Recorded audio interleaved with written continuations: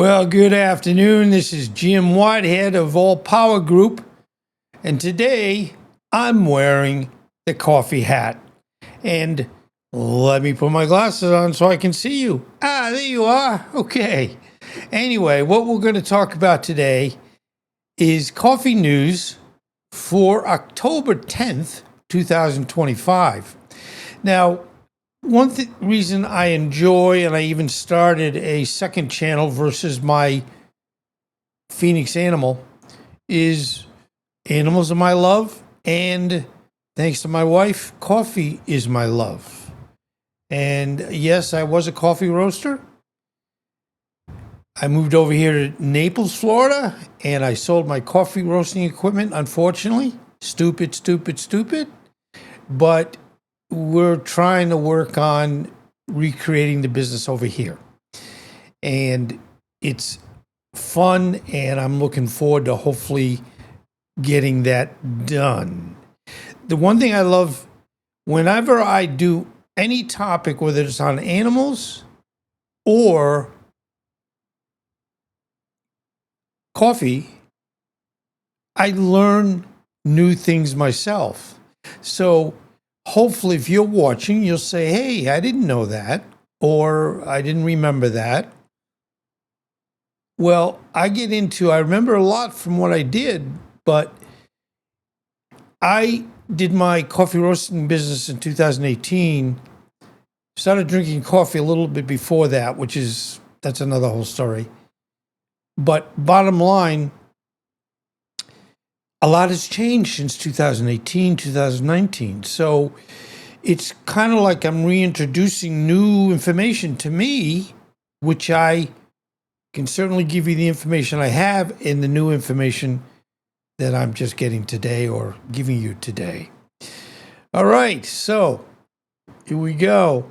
All right, your daily cup and your health. You know, if we eat sweets, and very rarely will somebody say, well, sweets are very good for you. But the neat thing about coffee is good for you. So you can kind of enjoy it, but still feel like you're doing something for you, for your health. Now, admittedly, if someone says, well, can I put all the sugar I wanted or this or that? I say, well, there's a fine line between, everything in moderation, I guess is the best way to say it. But what we're going to talk about is how this health and these brewing coffee and drinking coffee is good for you. And although I only drink 1 cup a day in the morning,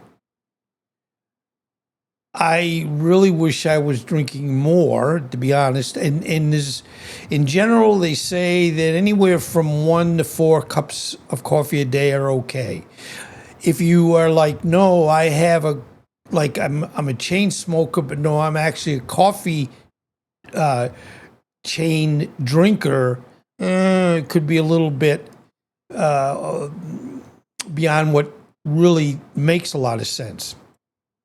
But recent research continues to highlight the benefits of moderate coffee consumption. A comprehensive review of multiple studies concluded that drinking coffee is linked to a lower risk of several diseases and may contribute to a longer life. Now, if you know me, I am 76.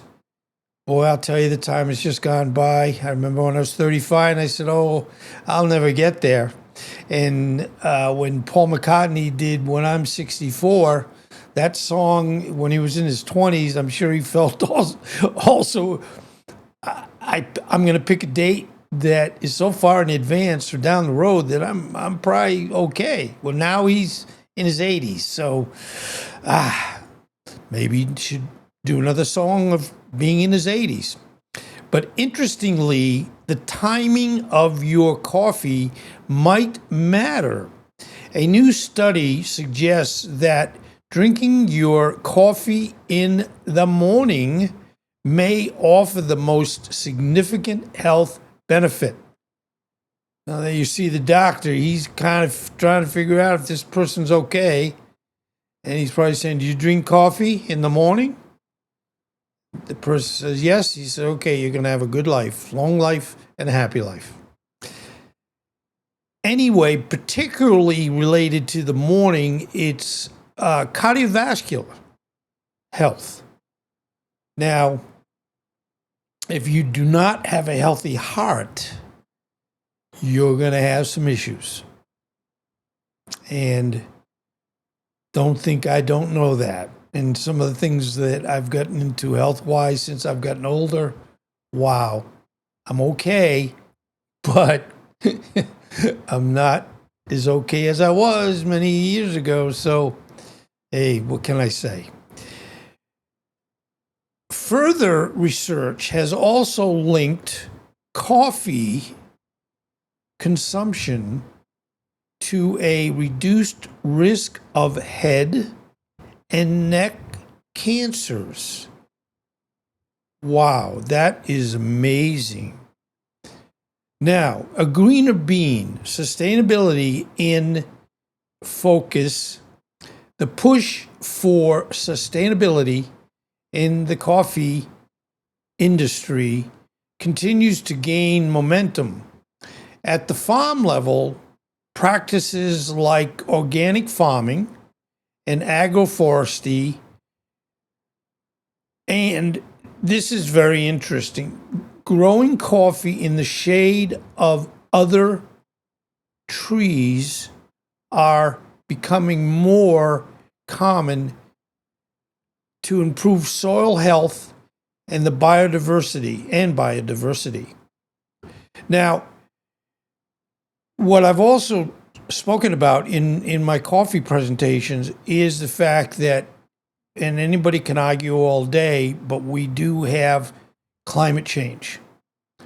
And the better coffees, in the sense of Arabica, now the second, and there's many others, but just to give the two categories, we got Arabica, which are, we would say, the best category beans.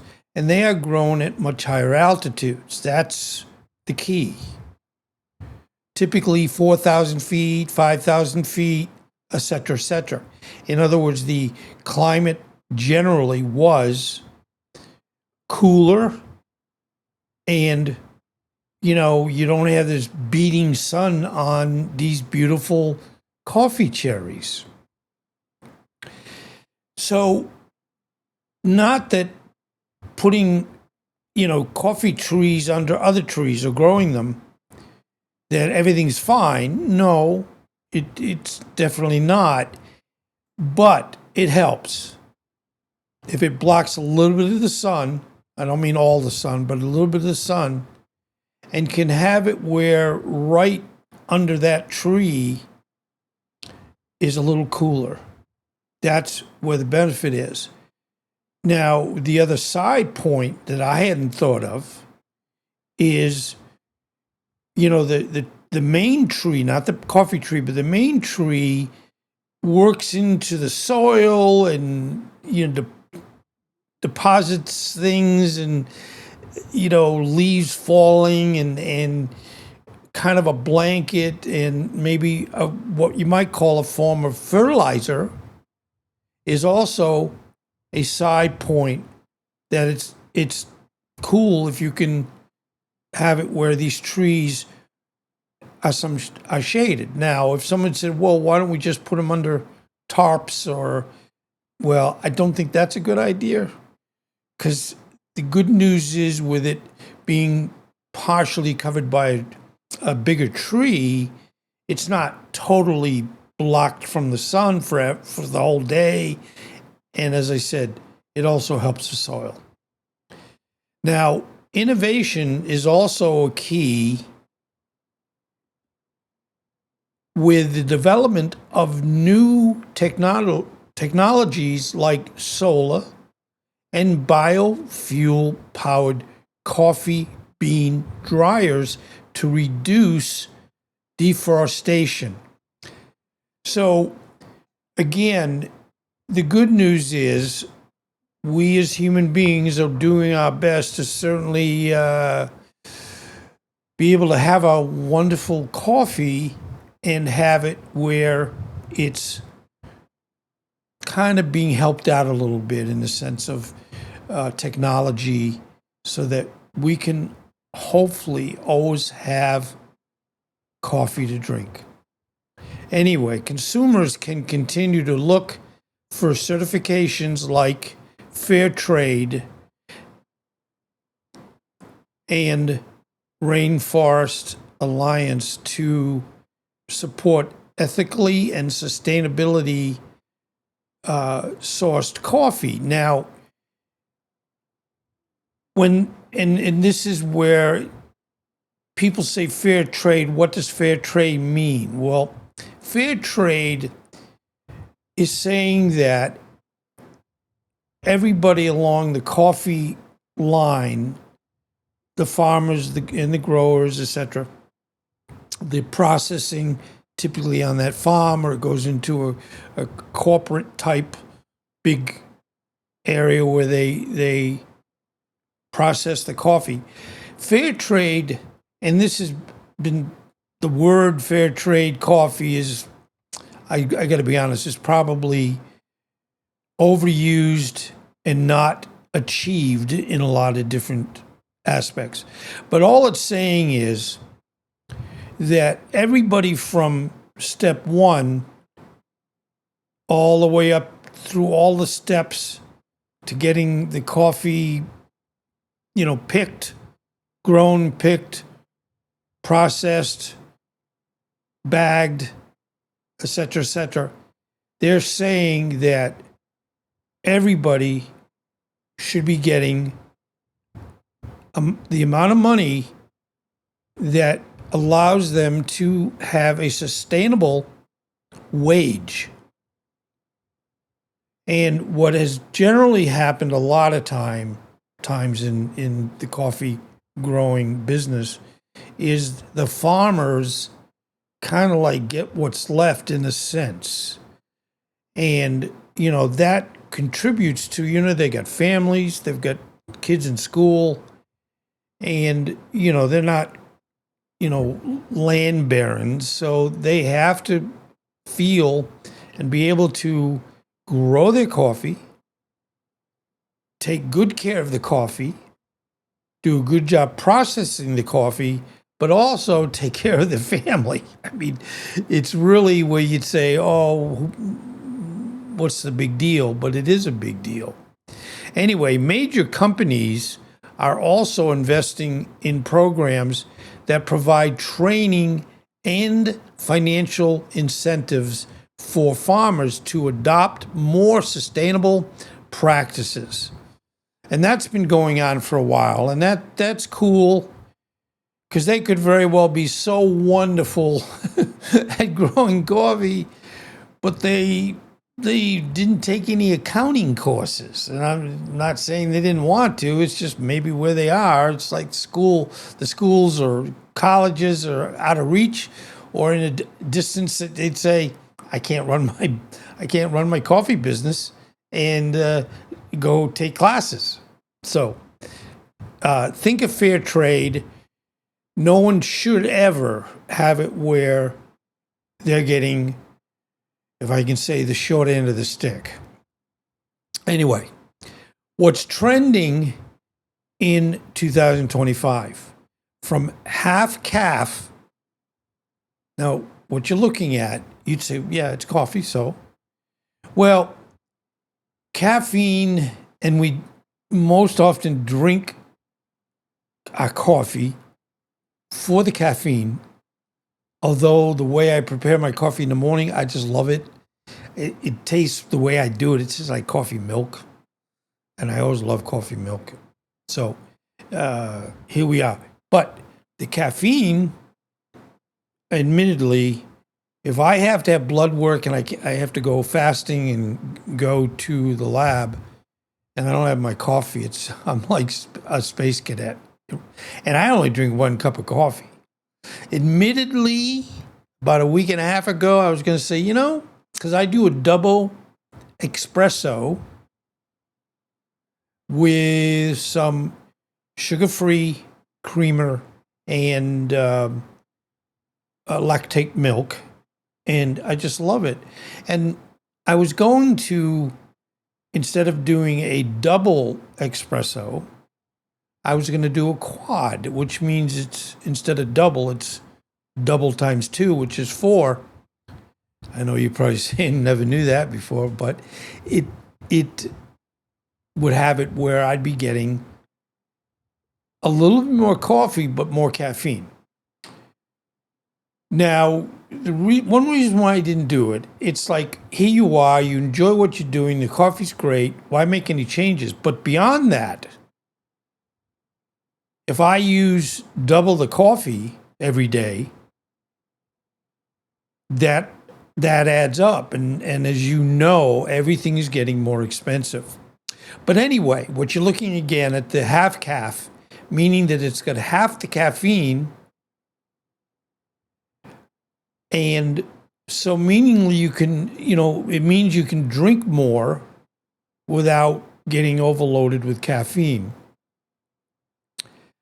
I had not heard of this until I did this presentation or when I was putting it together. So, and the other interesting thing is coffee cocktails. Now, what would you think if somebody handed this to you? You think, what is that? Is it a Black Russian? Maybe I shouldn't say Russian, but anyway, people say, no, it's actually a coffee martini, yeah. Anyway, looking at the influence of Gen Z. By the way, I'm a baby boomer. I'm probably the furthest away from Gen Zs. Is they're reshaping coffee menus and habits. Expect to see a continued rise in the popularity for, the half-calf options, as I showed you, as consumers look to reduce caffeine intake without sacrificing flavor. And that's exactly right.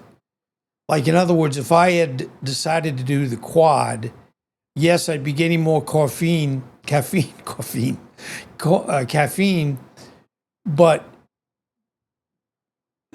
what if I could just drink more coffee and have it where, even though I'm drinking double the coffee, I'm getting either the same amount of caffeine as I was before. Now, someone would say, well, wait a minute, there's decaf. Well, you're right. But there's different ways of folks processing regular coffee to be decaffeinated. Some use the water method, Swiss water method. Others use different methods. But the point being is there's still caffeine in decaf. That's one thing. But two, you don't know how it was processed, or was it even processed at all? And I'm not trying to make it sound people just put out regular coffee and label it as being caffeine free, or a lot of I think decaffeinated is about 3% caffeine, so it isn't even zero caffeine. But who knows? They might say, well, I had a bad day, and it's much higher. So really, and you got to make sure you know what you're drinking. You've gotten it from a reputable grower, reputable company, et cetera. And so the reducing the caffeine but having the same taste, I could do that.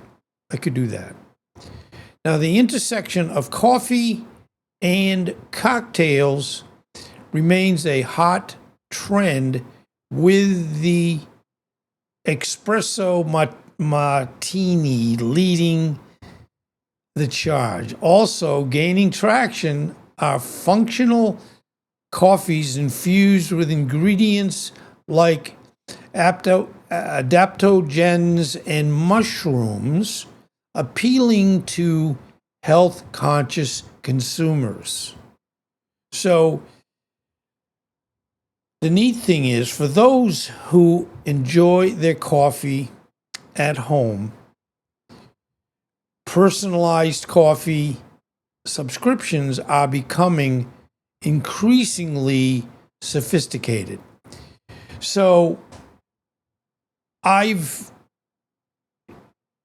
it's not that I've never had a subscription, but I generally tend not to do that, because then you might back up with your coffee and, for another topic, coffee is the best parts and the bean itself is in the sense of kind of fragile. Now, I don't mean fragile in the sense of if you step on it, it breaks. Well, yeah, it will. But I'm talking about fragile in the point of if it's not well taken care of after it's roasted, or even the green beans that you buy. And I used to buy 65 pounds of green beans from Genuine Origin. If you've got every step of the way, you got the 65 pounds in a container, you got to keep closed, and you got to keep it in where it's not sitting in a hot warehouse or garage. And when you roast it, now you've opened up the bean, in so many words, and you got to take care of that too. So we have containers that, because the biggest thing that hurts coffee is when air that we breathe, oxygen within the air, gets at the coffee, it will bring the best of the coffee down. I'm not saying it would be where you can't drink it or it tastes terrible. No, I'm not saying that. But you take these little steps that are not really expensive, and you make sure after coffee is roasted, it is well protected. Now, I've been buying my coffee since I've been here in Naples from a couple different locations. One is a local roaster, and the other one is now, they used to be in Georgia, but now they're in Colorado. I've been getting their coffee, and I typically buy 5 pounds. Now, if you really want the best of coffee, don't buy 5 pounds. Yes, I take good care of it. It goes into a container that keeps the air out, but lets the new beans give off nitrogen, so we ensure everything is okay. And anyway, it's funny, my camera just decided that because of oh boy, this is, here we go. Anyway, I did something and I basically made the camera go away, so I didn't move or run away. I thought I didn't even have that on. Hold on. Let me do this. Hold on.